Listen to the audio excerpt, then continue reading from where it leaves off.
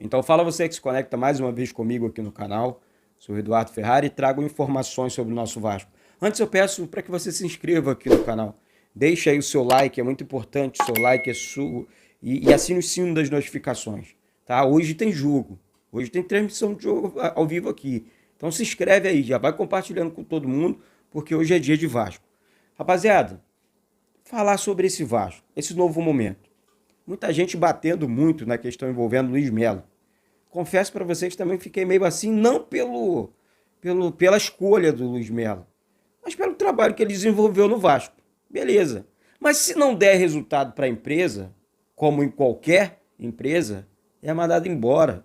A questão mudou. Então, torcedor e torcedora vascaína, não existe motivo para o torcedor estar preocupado mais não. A 777, ou 777, como alguns gostam de falar, eles não vão jogar dinheiro fora não, que vocês podem ter certeza do que eu estou falando. Certeza, não vão jogar dinheiro no lixo. Tá certo? Eles querem resultado. Para eles terem resultado, o Vasco precisa ter resultado também, né? Porque o sucesso de um é o sucesso do outro, né? Tendo sucesso no Vasco, pô, beleza, 1000 graus, vamos com tudo. Contratar jogadores e tudo mais, enfim, e fazer. Esse aporte de 120 milhões é para fechar de vez a conta. O Vasco já contratou alguns reforços que, na minha opinião, na minha avaliação, ontem eu avaliei esses jogadores, vou passar para você a lista de jogadores aqui que já chegaram em São Paulo para o jogo de hoje contra a Ponte Preta. E assim, dá para segurar a barra na Série B, dá para levar, sabe? Emílio Faro, na minha opinião, segura o Emílio também, trabalha um nome mais forte para ser um novo treinador do Vasco. Gosto muito do Renato Gaúcho, prefiro, essa é a minha opinião, peço sempre de vocês, prefiro um treinador brasileiro, não gosto muito dessa parada, vou contratar um estrangeiro, é um risco muito grande, o momento do Vasco pede isso, sabe? Pede uma pessoa que conheça o clube, que enfim, tem identificação com o clube, ou, né, seja um nome pesado, né? O Atlético Paranaense deu muito bem contratando o Felipão, tá indo bem, né? Assim como outros, né? Mano Menezes também trabalhando bem, enfim. Vou falar sobre os jogadores que foram convocados antes de falar nessa questão. Um reforço muito importante, quero pontuar aqui, um reforço muito importante, que eu, Eduardo, gosto muito. É o argentino Sarrafiori. Esse que vocês viram na capa. Eu acho que é um grande reforço para o Vasco nesse momento. Eu gosto muito desse jogador, sabe? Ele tem uma raça, uma vontade, eu acompanhando os treinos, vendo esse rapaz treinar, sabe? Muito profissional. Ele se machucou jogando com o Vasco, jogando pelo Vasco ano passado, continuou em campo. Ano passado ele fez jogos importantes pelo Vasco, fez gol de vitória contra o Vitória da Bahia, se eu não me engano. Né, debaixo de lama, de escambau, dando a vida dentro de campo, uma raça, sabe? Então, eu acho sim que é um bom reforço para o Vasco, é jogador do Inter ainda, é novo ainda, sabe? Tem muita lenha para queimar. Boa sorte para o Sarrafiori, boa sorte para a torcida do Vasco também. Gosto muito do jogador, eu gosto, particularmente, essa é a minha opinião.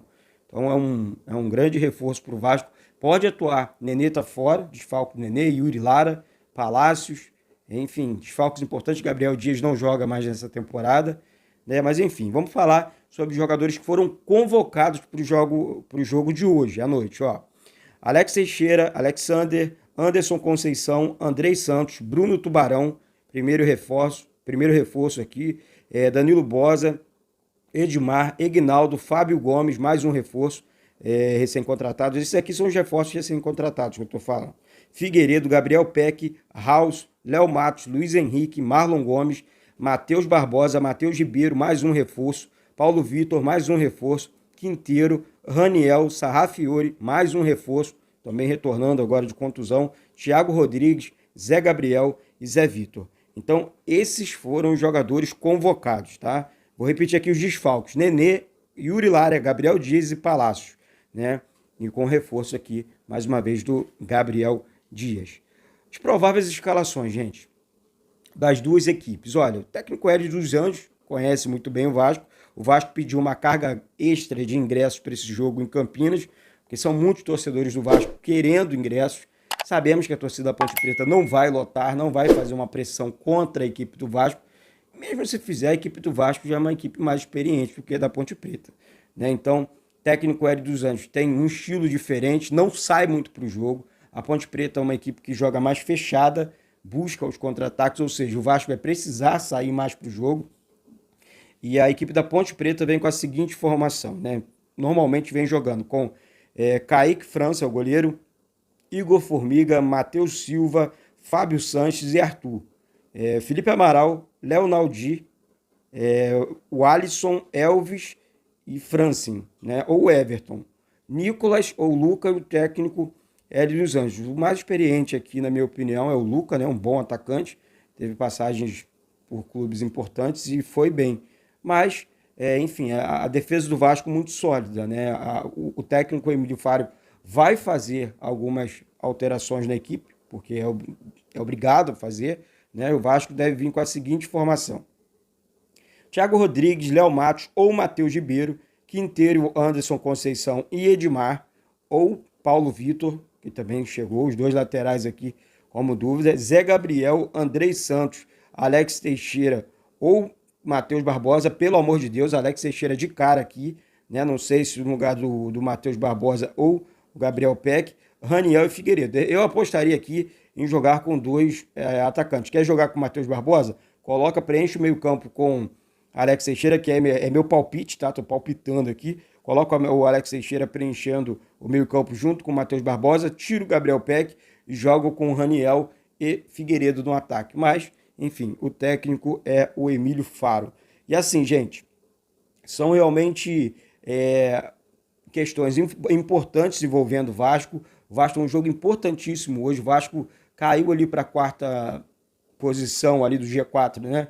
Momentaneamente também por conta dos resultados do Bahia e do Grêmio, mas pode vencer hoje 1-0, coloca o Vasco ali na segunda posição novamente. Outro assunto importante é que o jogador que eu gosto muito, que se destacou muito no início da temporada pelo Internacional, depois foi perdendo espaço com o Mano Menezes, que é o Gustavo Maia. O Vasco aguarda a documentação, tá tudo certo entre Vasco e Barcelona, mas o Vasco aguarda a documentação do Barcelona para que possa anunciar de maneira oficial o jogador Gustavo Maia. Um atacante rápido, habilidoso. Vou repetir aqui, eu acho até que o Inter perdeu mais com essa contratação, enfim, de outros jogadores, deixando o Gustavo Maia vir para o Vasco, do que, enfim, o Vasco perdeu lá com a saída daquele uruguaio lá, o Carlos de Pena, para o Internacional. Então, o Gustavo Maia chega no Vasco com opção de compra. Se o Vasco quiser adquirir de vez, espero que sim, espero que todo jogador chega no Vasco, eu torço para que dê certo. É ponto. Pode ser o Joãozinho da esquina. Chegou no Vasco para jogar, eu torço para o cara arrebentar, pô. O cara tá jogando no meu clube. Eu vou torcer para quê? Para que ele dê errado? Ah, não, tomara que dê errado. Ah, porque a diretoria tá doido, pô. O pensamento é esse. Então, o Vasco, enfim, repetindo aqui, aguarda a documentação do Gustavo para que o Vasco possa anunciar de maneira oficial o jogador Gustavo Maia. Então, é um bom jogador, desejo sucesso a todos os reforços que o Vasco contratou recentemente.